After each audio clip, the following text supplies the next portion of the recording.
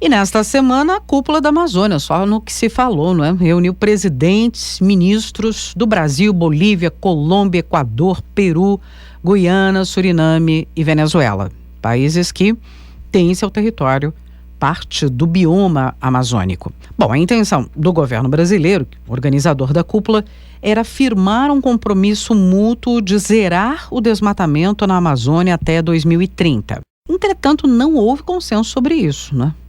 Chega a surpreender. Também não foram especificadas medidas concretas para evitar que a Amazônia atinja o chamado ponto de não retorno, a partir do qual os cientistas estimam que a floresta não se sustentaria sozinha, né? Então você desmata tanto que ela perde essa capacidade.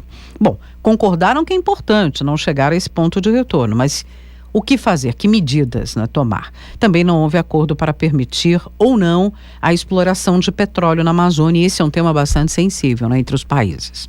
Será que a cúpula da Amazônia, então, pode ser considerada um fracasso? Ou teve pontos positivos? Tem algum sucesso nessa cúpula? A gente vai conversar sobre esse assunto.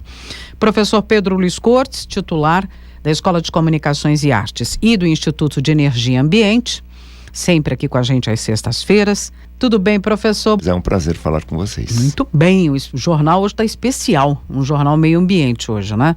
A gente falando de energia sustentável. Bom, e essa preocupação com a Amazônia, né, professor? Por isso a cúpula da Amazônia, que recebeu, pelo menos na imprensa, né, saiu muita crítica também sobre esse texto final.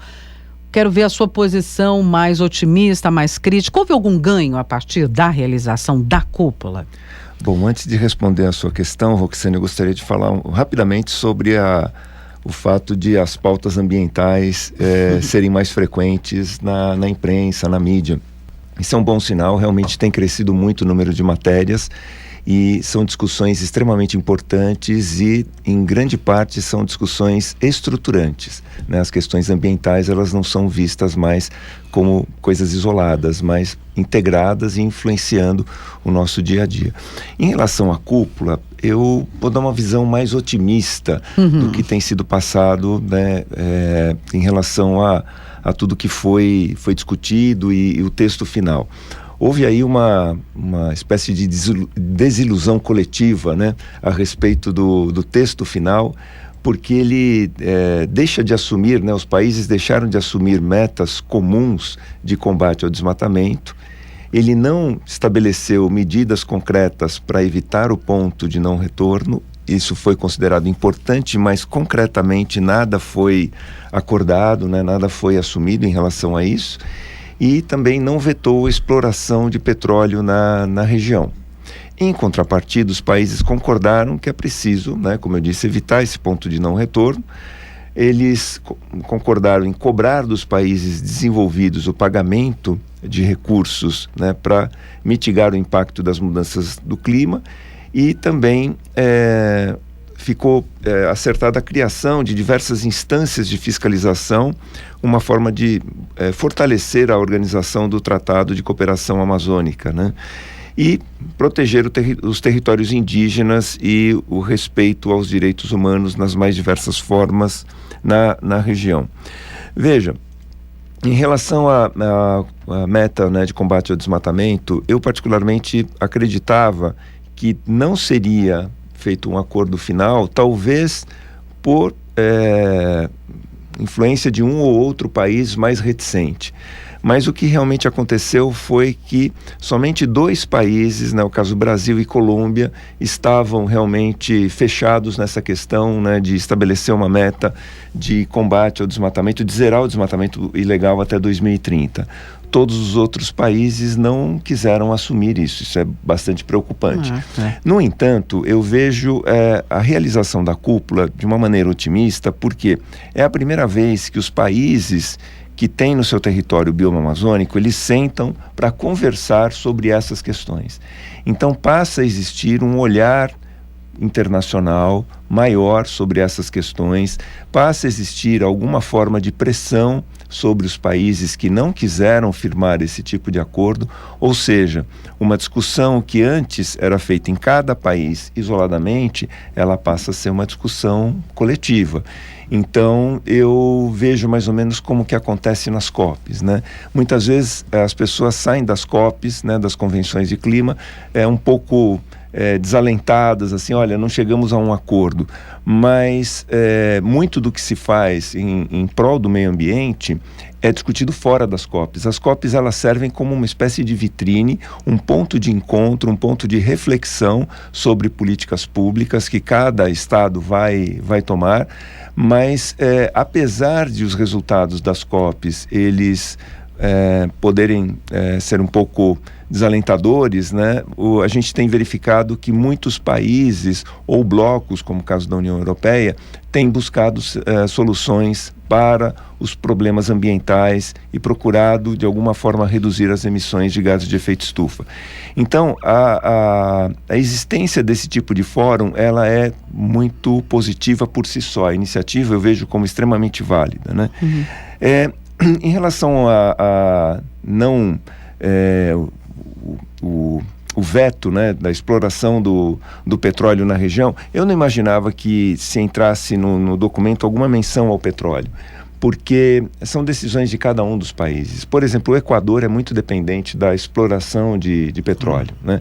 Então, dificilmente ele assumiria algum compromisso nesse sentido, porque sua economia é muito dependente, né, dessa commodity. Então, eu vejo, né, apesar de tudo, eu vejo de maneira bastante positiva isso que aconteceu, porque sentamos para conversar. Isso é um primeiro momento, né? Essas negociações, elas não surgem do nada, né? Com soluções prontas e vamos todos assinar, não. São negociações demoradas e o primeiro passo importante ele foi dado, ou seja, sentamos efetivamente para conversar. Embora o texto final possa não ser aquilo que idealmente gostaríamos, eu vejo só pelo fato de termos realizado essa cúpula, um fato bastante positivo.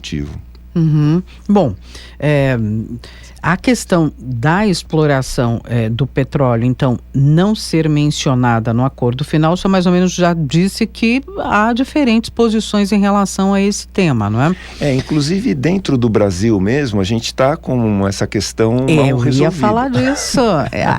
Eu me antecipei. Não tem problema nenhum, já fez o gancho, porque é a questão da exploração aqui na Foz do Amazonas, que está essa polêmica. Exatamente. Essa semana o Ministério das Minas e Energia entrou na AGU, né, pedindo a análise da Advocacia Geral da União para, se for o caso, né, ou seja, judicializou a questão. Né? E o que eu digo sempre, repetidamente, eu falei várias vezes aqui e também para outros veículos, falou, olha, é uma decisão técnica do IBAMA. O IBAMA, ele cumpre a lei. Nós não podemos atropelar a lei, né? E se a lei ela não é adequada no trato dessa questão em particular, se há uma decisão ou uma visão estratégica por parte do governo da necessidade de se explorar o petróleo na região equatorial, então que a lei seja discutida aonde ela deve ser discutida, onde ela pode ser discutida, que é no Congresso Nacional. Muda a lei. Se for o caso, mude-se a lei. Mas o que nós não podemos é atropelar a lei ou exigir que o IBAMA faça isso. As decisões do IBAMA são técnicas. E essa decisão, ela não é diferente daquela que foi feita em relação à solicitação semelhante que a empresa francesa Total fez há alguns anos para o mesmo tipo de atividade. E na época não se teve nenhuma grande polêmica, nenhuma celeuma. O que eu vejo com um estranhamento muito grande hoje é que, às vezes, as questões ambientais elas não são consenso dentro do próprio governo. E ao invés de elas serem discutidas intramuros, elas são discutidas em público, né? E isso gera um desgaste muito grande para o governo, para o IBAMA, para o Ministério do Meio Ambiente e Mudanças Climáticas. Então, já por esse motivo, né, por essa razão nacional, eu já imaginava que o texto final não contemplaria questões relacionadas à exploração do petróleo na Amazônia. Ou seja, o governo... Nem no país, né? Nem aqui no Brasil tem esse consenso. Se não há esse consenso aqui, não haveria como o governo pautar isso na cúpula da Amazônia.